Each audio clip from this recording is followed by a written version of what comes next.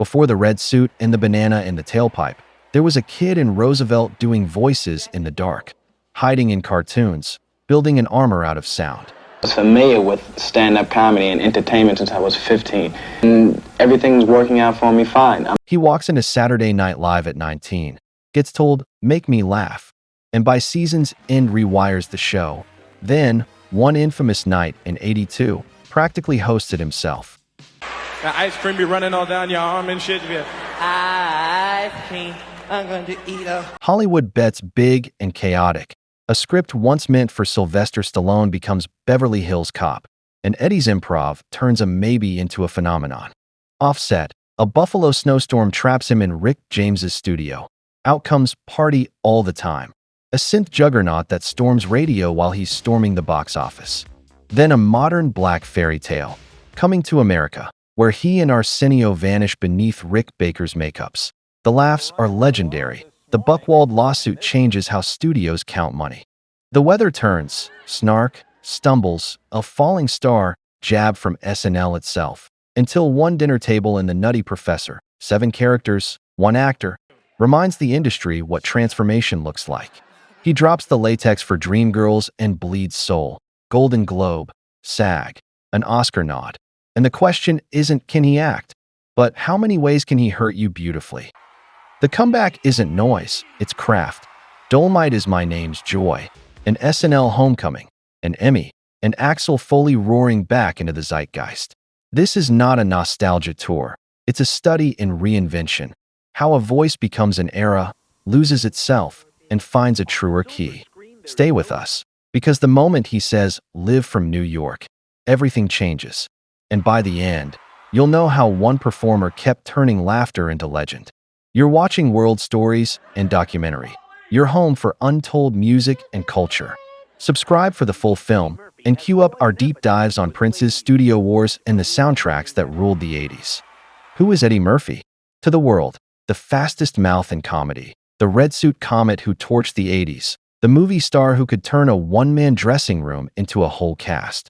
To find him, start in Brooklyn, Bushwick, then follow the lie east to Roosevelt, Long Island. Eddie Reagan Murphy was born April 3, 1961.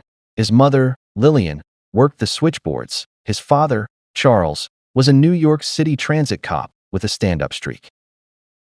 When Eddie was 8, his father was murdered. When his mother became seriously ill, Eddie and his brother Charlie spent about a year in foster care before reuniting in Roosevelt with Lillian and stepfather Vernon Lynch, a foreman at a Breyer's ice cream plant. Out of that turbulence came the mechanism that became a vocation: TV as refuge, voices as armor. Roosevelt in the late 60s and 70s was a crucible, one of Long Island's predominantly black suburbs forged by rapid demographic flips and white flight. In 1960, the community was 82% white. By 1970, it had swung to 67% black, a change that reshaped schools, budgets, and everyday life for kids like Eddie. He came of age in a place that produced outsized ambition. Julius, Dr. J. Irving starred at Roosevelt High before redefining basketball. Radio provocateur Howard Stern attended Roosevelt schools before transferring. Public Enemy's Chuck D grew up in the district, while his future foil Flavor Flav came up next door in Freeport. The message in the hallways was simple: if you can't find a lane, make one. Inside Eddie's house, the TV never stopped.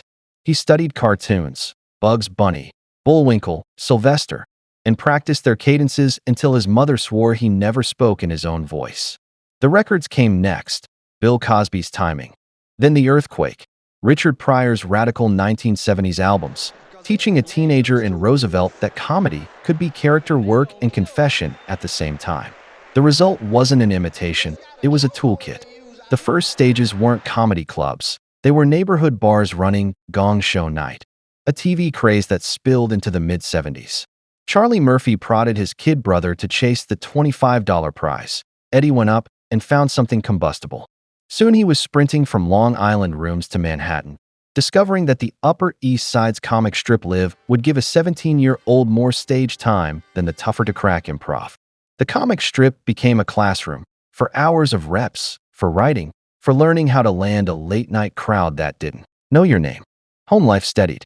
After the chaos of foster care, The Lynch's Roosevelt house offered predictability and a yard. Vernon Lynch's factory shifts paid the bills. Lillian's patience let Eddie chase something as impractical as stand-up. By 15, he was filling notebooks with bits. By 18, was a working comic.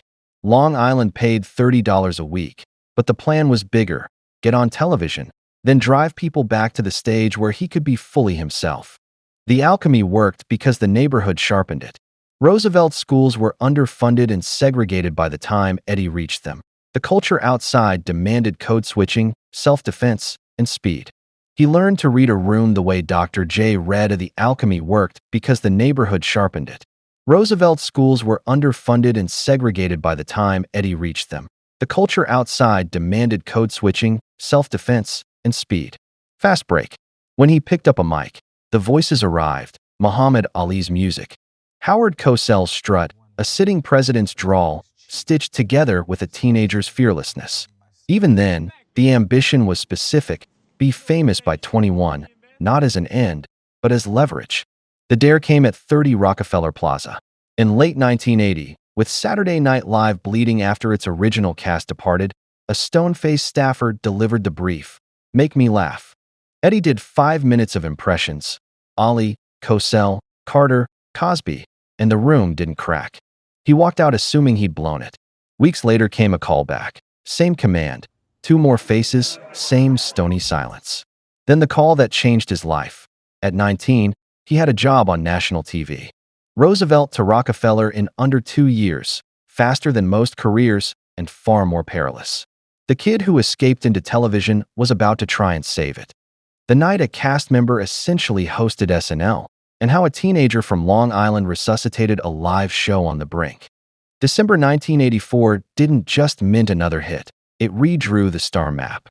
Beverly Hills Cop opened and finished as the year's #1 film, raking in roughly $234.8 million domestic and more than $316 million worldwide.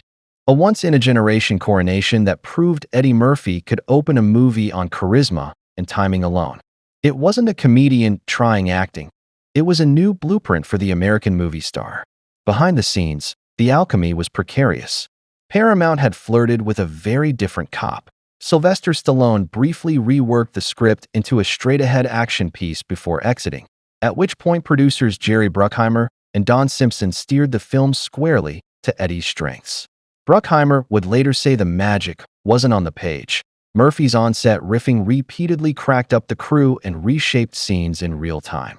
In other words, improv as architecture. Music made the legend sticky.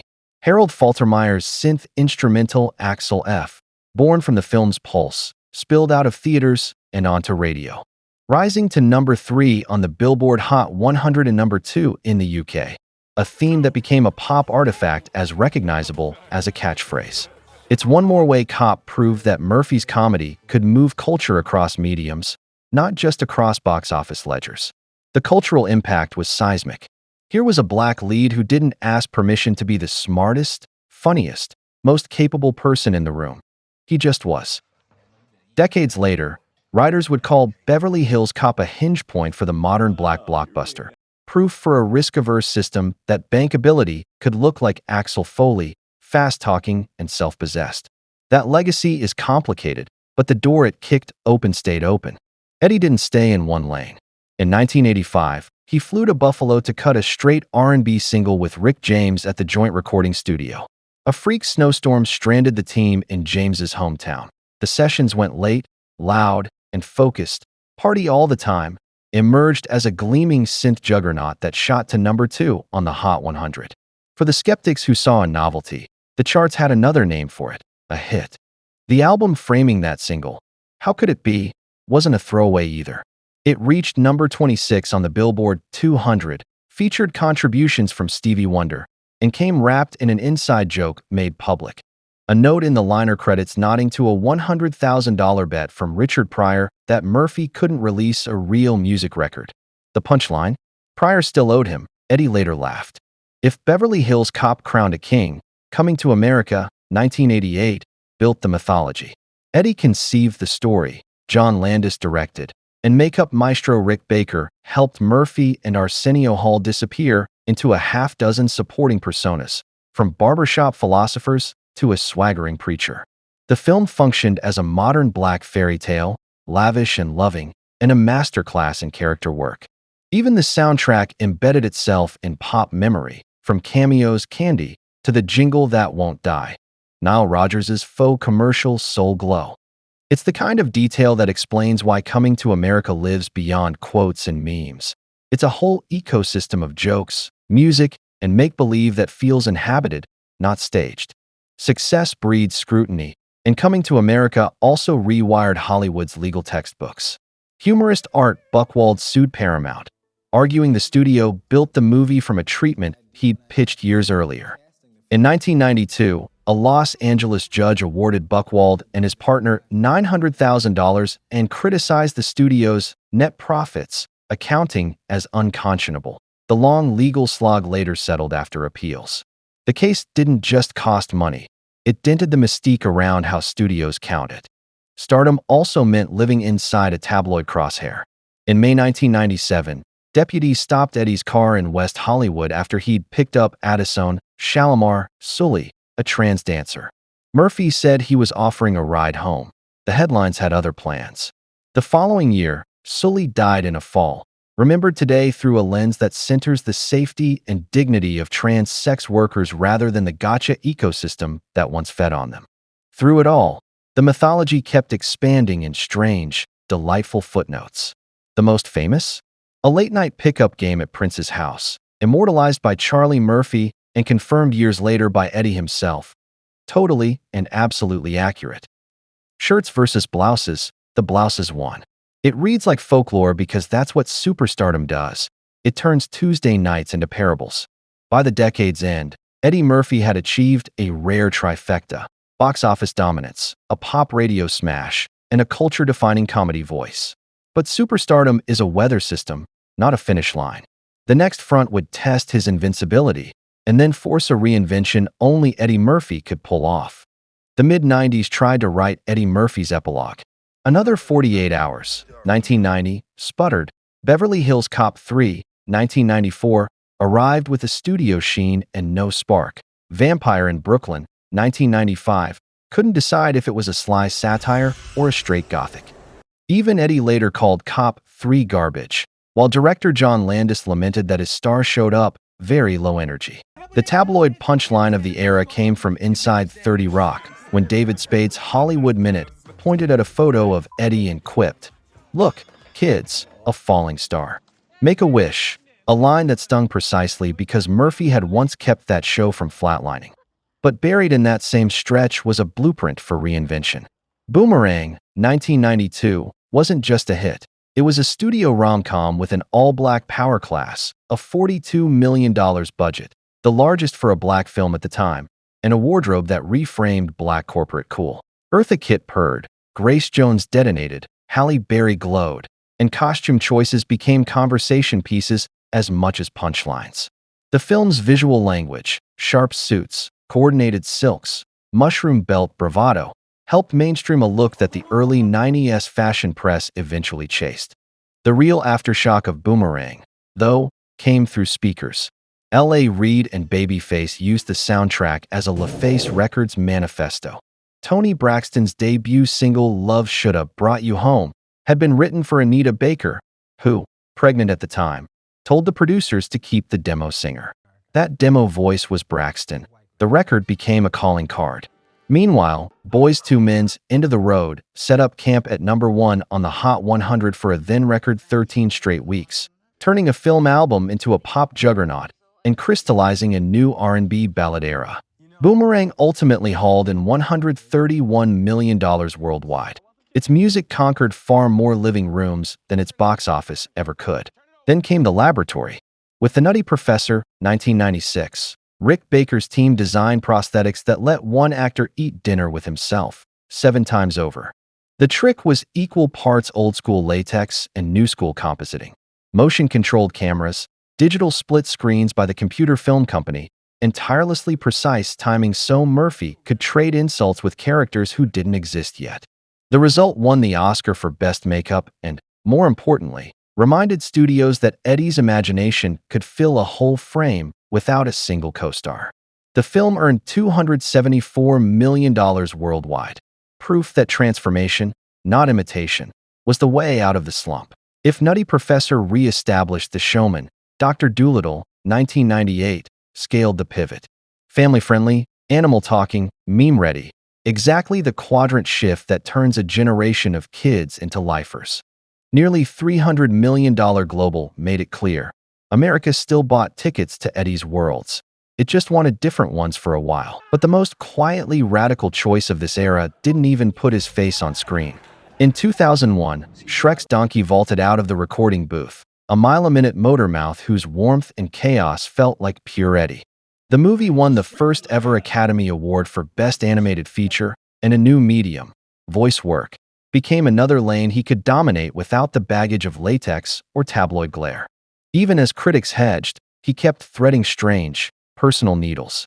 Bowfinger, 1999, let him play both the Hollywood god, Kit Ramsey, and the sweet, braces-wearing stand-in, Jif, a dual performance many critics called his smartest since the 80s. It wasn't the biggest hit on his ledger, but it hinted at a truth the industry kept forgetting. Eddie wasn't simply chasing formulas. He was stress-testing how many comic temperatures one career could hold. Then, in 2006, he did the bravest thing a shapeshifter can do. He stopped hiding. Dreamgirls stripped away the protective armor. No rubber suits. No voice double chaos, no safety net.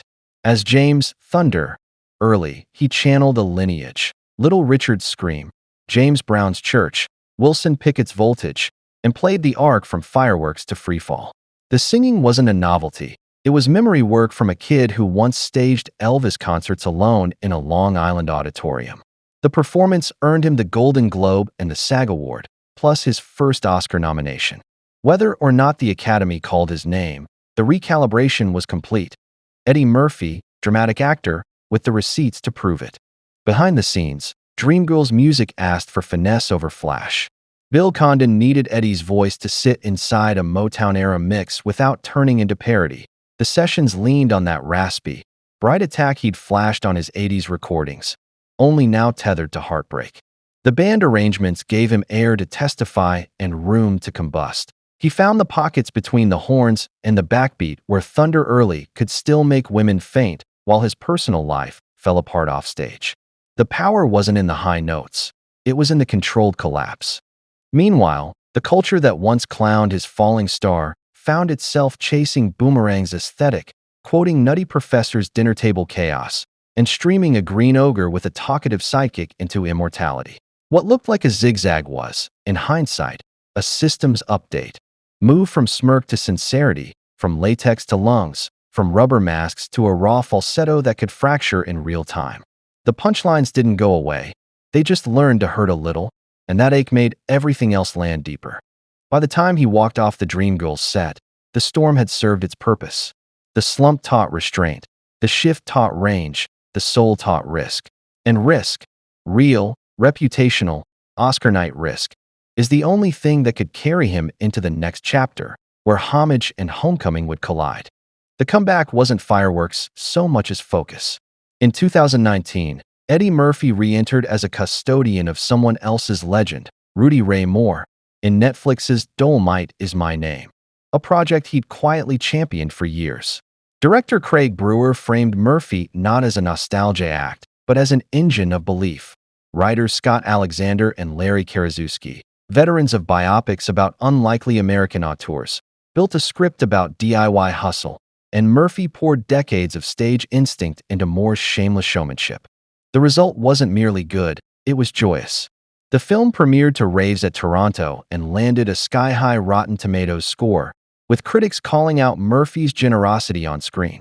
How he lets scene partners eat too, then still steals the moment with a grin. The textures of that comeback mattered. Cinematographer Eric Steelberg shot Dolemite in a warm, saturated palette that made polyester glow like myth, while editor Billy Fox kept the pace jiggy and human. The sound of the era, the crackle of indie reels and a Memphis soul backbone, came courtesy of composer Scott Bomer, a longtime chronicler of Southern grit. And the look? Ruth E. Carter, already an Oscar winner, tailored Moore's peacock silhouette in a way that told a story even before the punchline landed. Wide lapel bravado, platform swagger, fabrics that say, "I manifested this," when the budget couldn't. These are the kinds of craft decisions that convert a comeback into canon. The cultural echo arrived instantly. Younger comics heard the movie as a manifesto, permission to be unruly and homemade.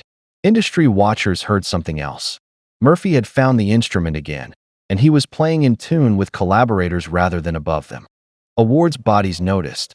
A wave of nominations for the film and a narrative. Is he back? That didn't need answering by the time the credits rolled. As Vanity Fair noted when the hardware finally came, the real validation was less the trophy case than the reminder of what he's always done best: command the room and then share it. 2 months later, the prodigal son walked back into Studio 8H. December 21st, 2019, Eddie Murphy hosted Saturday Night Live for the first time since 1984 and turned a stage built on weekly relevance into a summit. The monologue gathered Chris Rock, Dave Chappelle, and Tracy Morgan. The sketches resurrected Mr. Robinson, Gumby, and Buckwheat with 21st century bite, including a gentrification riff that stung and sang. Ratings spiked. The night felt like legacy meeting momentum. Months after, the Television Academy stamped the moment. Outstanding guest actor in a comedy series. Murphy's first primetime Emmy. Full circle, but with altitude. That new era public Eddie, the one who now chooses his entries carefully, also codified his house rules during the 2023 Golden Globes, accepting the Cecil B. DeMille Award with a 3-beat he's repeated for years. Pay your taxes. Mind your business. And keep Will Smith's wife's name out your mouth. It was a wink and a boundary. Comic mischief set inside grown man pragmatism. That, too, is the long view. Knowing which lines keep the chaos funny and which ones keep life tidy. The filmography kept moving. Coming to America skipped theaters for Prime Video in March 2021 and promptly topped Nielsen's U.S. streaming chart.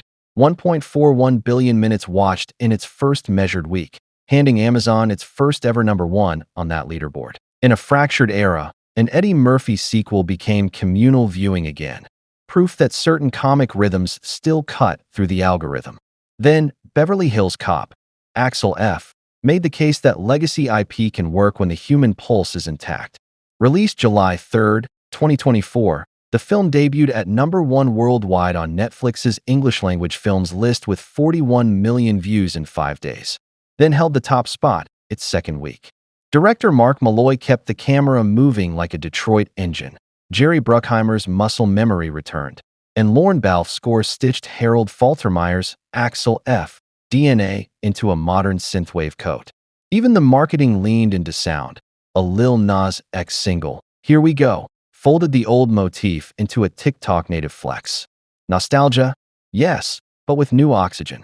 Offstage, the headline turned tender.